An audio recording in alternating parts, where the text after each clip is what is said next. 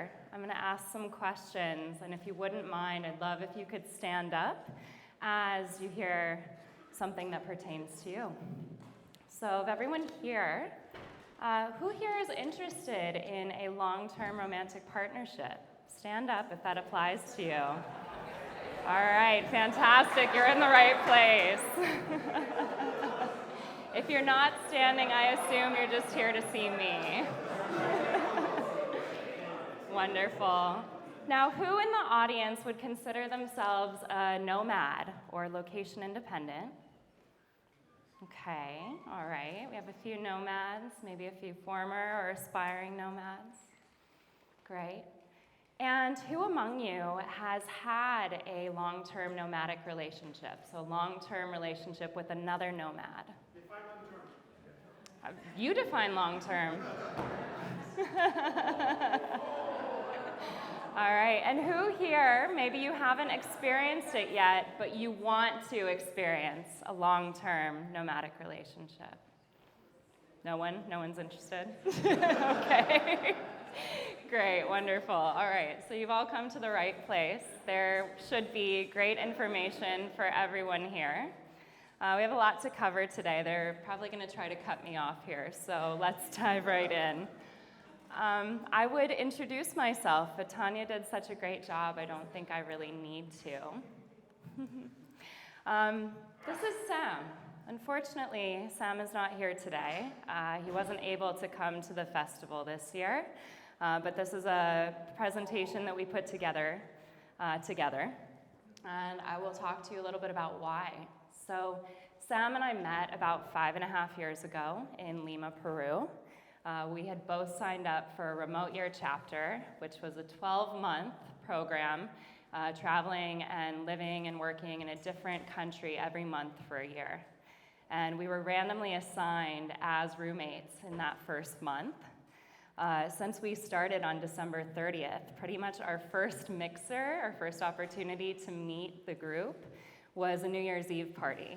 And so we met on New Year's Eve, we started this adventure, we'd had a few drinks, we'd danced some salsa. At the end of the night, Sam and I shared a cab back to our joint apartment. And as I was standing out on the balcony, looking out at the lights of Lima, taking in just the exhilaration of this new adventure, this new lifestyle, all of a sudden, I felt his arms snake around my waist. So Sam and I shared a New Year's kiss that night, and that led to a 2.5-year-long romantic relationship in which we visited 29 different countries. We have since separated. We've been separated for 3 years now, but we're still very, very close friends. So we learned a ton in the time that we were together. We like to say that 2.5 years felt like 8. Given the pressures and the chaos of a remote year program, and then COVID. The second year of our relationship was 2020, and so navigating a global pandemic on top of the challenges of a nomad lifestyle certainly put us through it. And so we've each taken what we learned from our own relationship and used it to cultivate other long-term successful partnerships since then. And of course, we've learned from those experiences as well, and we're taking them forward. So it is my honor to share with you here today what I've learned from my personal experiences, as well as what I've learned from my clients working as a coach. And let's dive in. So let's talk about the dating pool.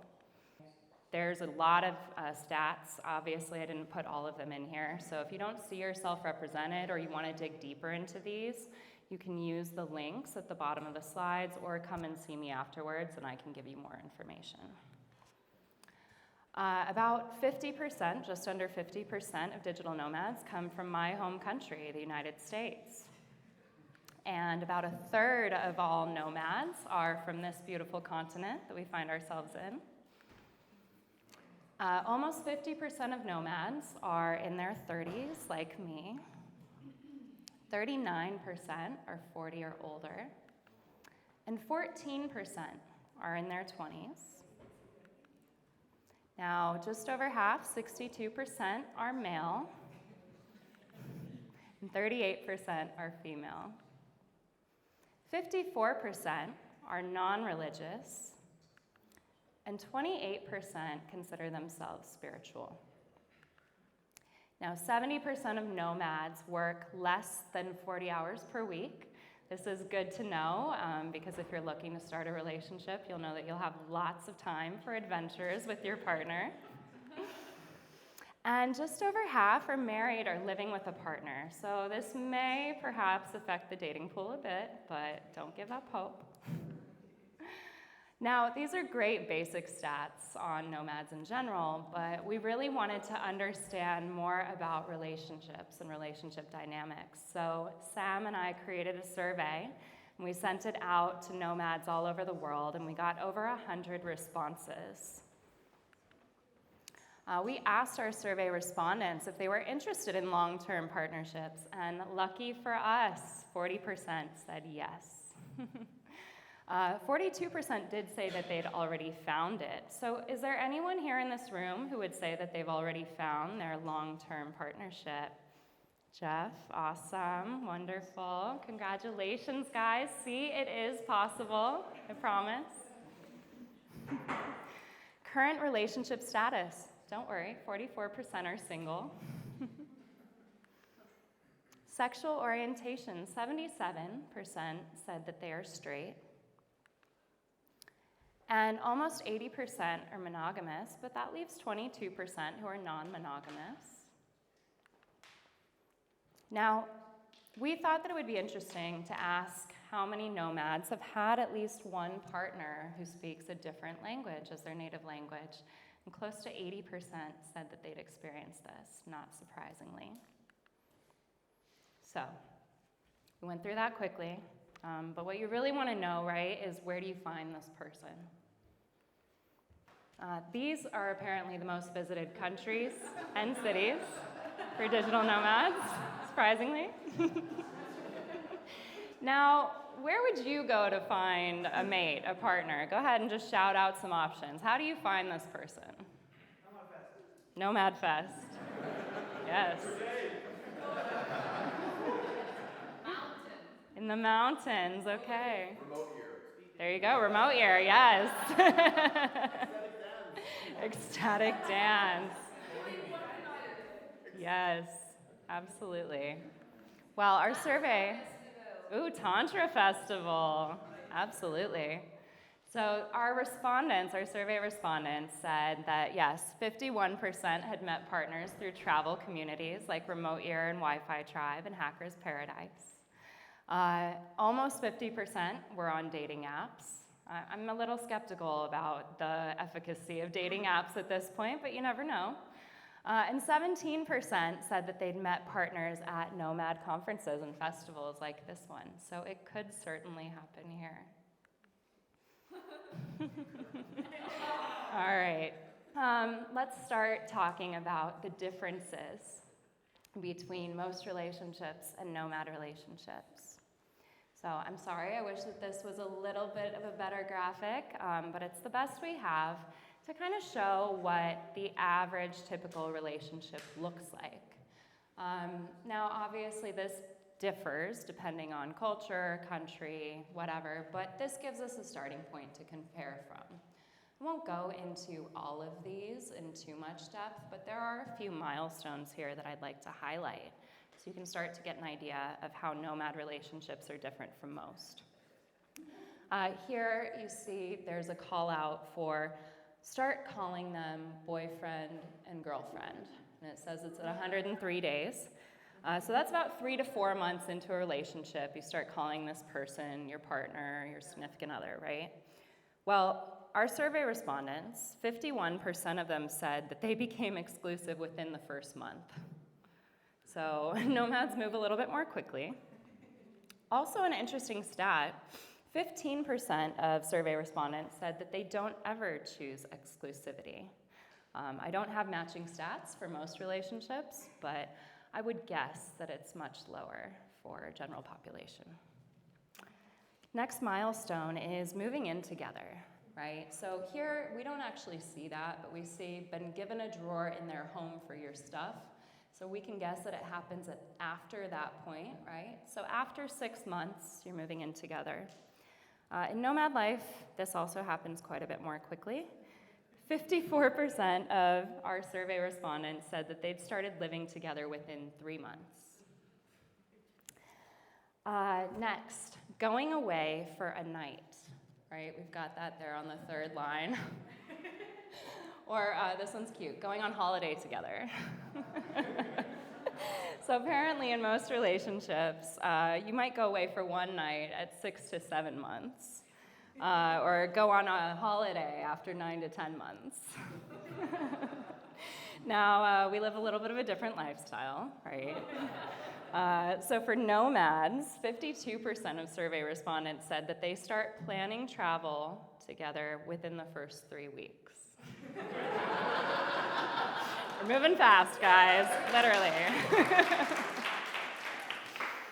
A few things that are reversed, right? So here we see meeting the parents within the first 6 months. Well, when you don't live in the same country as your families, and that's maybe not your priority to be spending your time in your home country. For nomads, I would say it's most likely that you're going to meet the parents after that 6-month point. All right, and then of course on this bottom row we have, over a year to over 4 years. And these are milestones that we don't see very often within our nomad community, right? Having children, getting married, buying homes. What's a home? Getting a pet. So I think it's safe to say that we're a little bit behind in the timeline for those. All right. So what can you expect in a nomad relationship? Well, we asked our survey respondents what are the unique characteristics and challenges of a nomad relationship. And this is what they said. You'll see that there's a QR code here. There is a handout that you can download and take away from this presentation. So feel free to scan that. It's on a few of the other slides too. And it'll dig into this a little bit more deeply. So obviously, we've established that things move a bit more quickly in nomad relationships.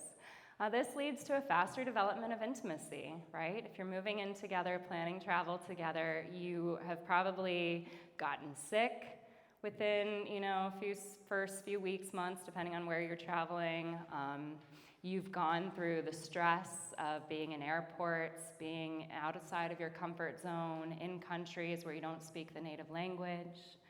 This breaks down a lot of barriers, but it also requires an immense amount of communication, tolerance, problem-solving skills, right? It can really kind of push you to your limits. I always say that I don't think that anyone should really marry someone that they haven't traveled with. It's a really great way to test a relationship. So we know that nomads face unique challenges in the way that we relate. But our life is inherently challenging, and that's part of why we choose it, right? And so being able to navigate that with someone else, it helps you to build a really strong foundation if you can get past these things and make it work. So how do we make it work? Now, this is the really important stuff.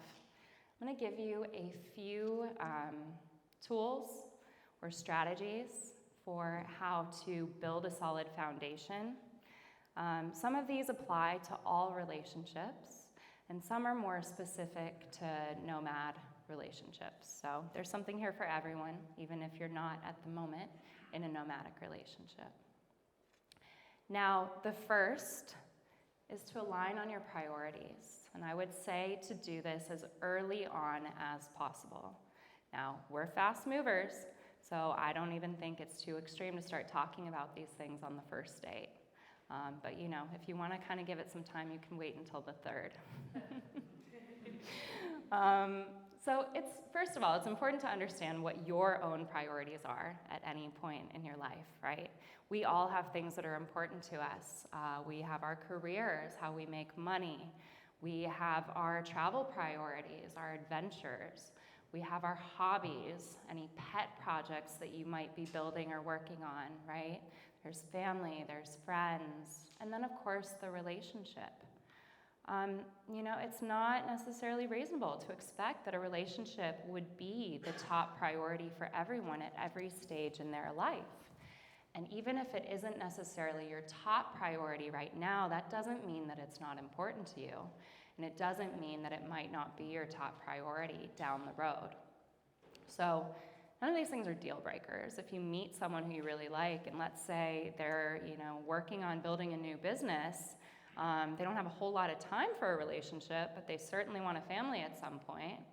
Okay, give it time, stick by them, help support them, help them to reach their goals, right? And know that you can build something together as long as you understand what each other's priorities are and that they align with your own priorities. Next, determine core values. This is something that I would recommend for yourself, whether you're in a relationship or not. People underestimate the importance of really understanding their values. But when you can align everything that you do in your life to the things that you value the most, you will find that you are in a much more constant state of flow. Things feel easier, they feel better, they feel more satisfying. And of course, if you're building a life with someone, you want to make sure that you're moving in the same direction. You want to make sure that you're building on the same platform. And if you don't, then at some point the relationship is likely to fall apart. So how do you determine your core values? Well, if you haven't already, if you don't already know what they are, I recommend doing this exercise at least once a year. I certainly do, because values do change over time. This is a good starting point. It definitely isn't an inclusive list in that there are, of course, other core values. So if something comes to mind that isn't here, great, good, write it down. But this is a really good starting point. So I'd recommend in your own time taking this list and going through and seeing which of these values stand out to you, okay? Don't overthink it. You don't have to get out a dictionary and look up the definition of each and every one of these. That's what Sam did when I first gave this to him. I'm not kidding. But, ask, what do these things mean to me and which of these resonate? And then write down whichever ones pop off the page. From there, I recommend seeing if you can identify the top 10. And then from there, what are your top 5? From 5, can you narrow it down to 3? And from 3, can you choose your number 1 top value? Okay. And then sit down with your partner. So if you meet someone and they don't know their top values, their core values, you can give them this list. Tell them it's important. They've got a little bit of homework if they want to date. And then, see how they align. I certainly don't expect that you're going to find that you share all the same core values. I'd be quite surprised if you did. But you want to make sure that at least they're in alignment. Next, travel style and budget. So these are great questions to get out there early on. And they're great questions to ask yourself as well, just to be a little bit more intentional and purposeful with how you travel and where you go. Understanding your motivation for why you travel, right? What is it that drives you to live this lifestyle? And is that the same or at least aligned with this other person? Understanding, what is your budget? Where do you like to be? What are the climates that you like? What are the activities and adventures that you like to go on? This is all really important as well, right? If the other person loves the cold and you can't stand it, well, you're not going to be spending very much time together. And understanding, too, what are the things that you'll splurge for, right? If there are certain things that are going to be your peak experiences that you're willing to maybe spend extra money for, are those aligned? Or are you either going to have to pay for the other person to join you in those things or have those experiences on your own? And finally, so when Sam and I were together, we had our ups and downs. And there were many moments in our relationship where we asked ourselves, do we continue together, or is it time to go our separate ways? And Sam told me once, we were in Cape Town, and he said, I have a problem. And it's that when we get in an argument, I'm having a really hard time getting into my heart space and checking in with my emotions about whether I want to continue in this relationship, because all that keeps coming through my head is the rational considerations of, if we break up, what are we going to do? We've booked flights, we've booked accommodations, how are we going to settle that? And so this is what we came up with. This is basically our prenup. We call it our Billy contract. And this helped us to ensure that when we did find ourselves in a place of conflict, that we could approach it from a place of love. And when we did finally separate after 2.5 years together, we used this contract to determine how to move forward. And because of this, because we had this in place, we were able to keep things amicable and move forward with love and friendship. So you are welcome to take this, create your own version. You can even steal it exactly as it is if you'd like, if you find it useful. Okay, so here are our key takeaways from this presentation today. Nomad relationships certainly move faster than most relationships. It's important to align on priorities and values early on. Be clear on how you're splitting expenses, what you each can afford. We all know that financial stress is one of the main killers of any relationship. Don't let this get in the way of yours. Set yourselves up to navigate challenges from the heart, not the head. And just remember that you are going to live several lifetimes in a very short period of time with this person. You are going to have so many incredible memories and experiences out there. You have an opportunity to really experience life and love in a way that not many people get to. So enjoy it. Okay. Thank you.